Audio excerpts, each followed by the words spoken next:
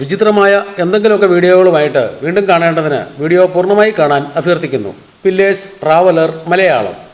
ഇത് ഒരു സൂപ്പാണ്, vegetable soup. പലവിധ ഗുണങ്ങളുള്ള ഈ സൂപ്പിൻ്റെ ഗുണവിശേഷങ്ങളാണ് ഈ വീഡിയോയിൽ.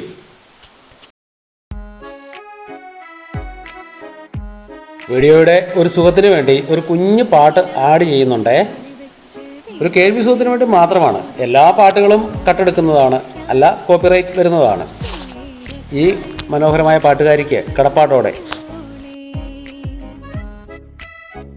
കേരളത്തിലൊഴികെ മറ്റ് ദക്ഷിണേന്ത്യൻ സംസ്ഥാനങ്ങളിലൊക്കെ സൂപ്പായി ഉപയോഗിക്കുന്ന ഒരു കിഴങ്ങ് വർഗ്ഗമാണ്, അല്ല ഒരു പരാതസസ്യമാണ് ആട്ടുകാൽ കിഴങ്ങ് എന്ന് വിളിക്കപ്പെടുന്ന ഈ സാധനം. ഇത് വളരെയധികം ഗുണവിശേഷങ്ങളുള്ളതാണെന്ന് പറയപ്പെടുന്നു. നമ്മുടെ കേരളത്തിൽ അത്ര വ്യാപകമായിട്ട് ഉപയോഗിച്ച് തുടങ്ങിയിട്ടൊന്നുമില്ല. എങ്കിൽ ഇപ്പോൾ ആൾക്കാർ അത് മേടിച്ച് ഉപയോഗിക്കുന്നുണ്ട്. ആട്ടുകാൽ കിഴങ്ങ് കിലോയ്ക്ക് 150 മുതൽ 250 രൂപ വരെയൊക്കെ വിലയുണ്ട്.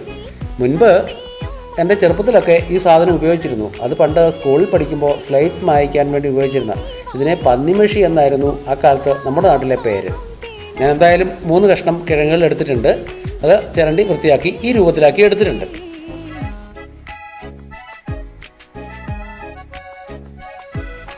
ഈ രൂപത്തിൽ നിന്ന് ഞാൻ വളരെ കഷ്ടപ്പെട്ട് ഇതിന് വളരെ ചെറിയ രൂപത്തിലേക്ക്, അതായത് ചെറുതായി അരിഞ്ഞെടുക്കുന്നുണ്ട്.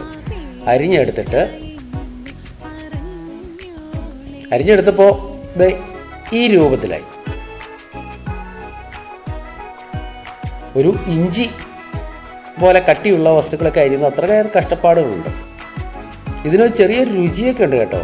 ഈ പച്ചയ്ക്ക് തിന്നാലും ഇത് പ്രത്യേകിച്ച് പ്രശ്നങ്ങളൊന്നുമില്ല. പിന്നെ 1.5 മുറി ഉള്ളി എടുത്തിട്ടുണ്ട്.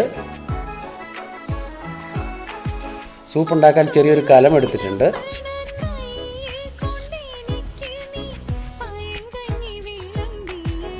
ഒന്നര മുറി ഉള്ളി അരിഞ്ഞ് ചേർത്തു. 1.5 മുറി ഉള്ളി, ഒരു നുള്ള കുരുമുളക് ചതച്ചത്, ഒരു ടീസ്പൂൺ മഞ്ഞൾപ്പൊടി, ഇതൊക്കെ ചേർത്തു.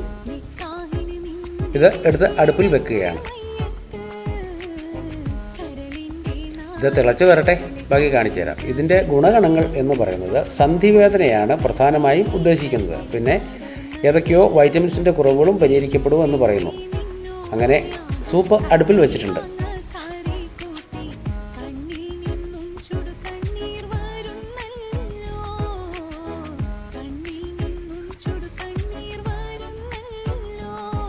അടുപ്പിൽ വെച്ച സൂപ്പ് തിളച്ച് വരുമ്പോഴേക്കും അതിൻ്റെ അനുതാരികൾ ഞാനിവിടെ എടുത്ത് വച്ചിരിക്കുകയാണ്.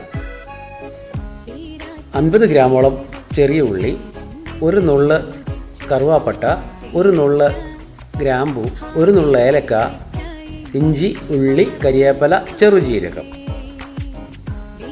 ഇത്രയുമാണ് ഇതിൻ്റെ ഇൻഗ്രീഡിയൻസ്. ഒരു തക്കോലവും ചേർത്തിട്ടുണ്ട്. ഇത് ഒന്ന് ചെറുങ്ങനെ ചതച്ചെടുക്കണം. ഉള്ളി അരിഞ്ഞെടുക്കുക, ബാക്കിയെല്ലാം കൂടെ ഒന്ന് ചതച്ചെടുക്കണം. ചതച്ചെടുത്ത് 2 ടേബിൾ സ്പൂൺ വെളിച്ചെണ്ണ ഒരു പാത്രത്തിൽ ഒഴിച്ച് എണ്ണ തിളച്ച് വരുമ്പോൾ ഒരു നുള്ള് കടുകിട്ട് ആ കടുകിൽ കടുക് പൊട്ടിക്കഴിഞ്ഞതിന് ശേഷം ബാക്കി എല്ലാ ചേരുവകളും ചേർക്കുക. അത് ഇവിടെ കാണാം.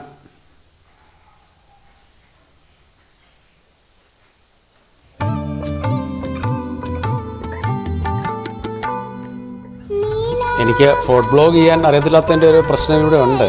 അതിലെ പിഴവുകൾ സാധാരണ ക്ഷമിക്കുക. അടുത്ത വ്ലോഗിൽ ഈ പിഴവുകൾ തീർച്ചയായും പരിഹരിക്കപ്പെടും.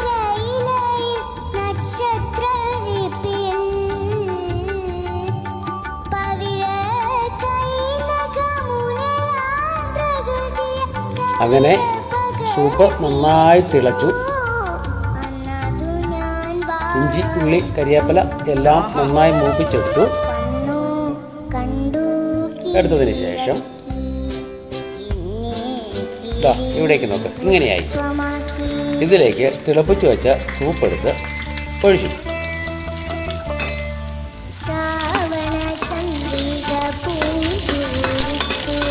ഒഴിച്ചു കഴിഞ്ഞ് ഇത് അല്പം വെള്ളം വറ്റിപ്പോവേണ്ടതിന് അടുപ്പിൽ കുറേ അധികം സമയം വെച്ചു.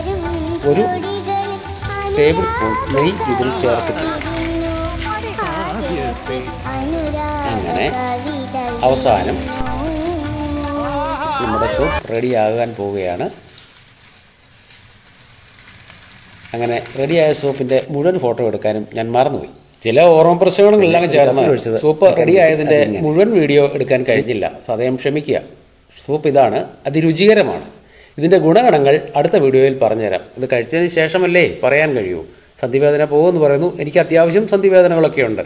മാറുമെങ്കിൽ തീർച്ചയായും അടുത്ത വീഡിയോയിൽ കാണാം. Village traveller Malayalam.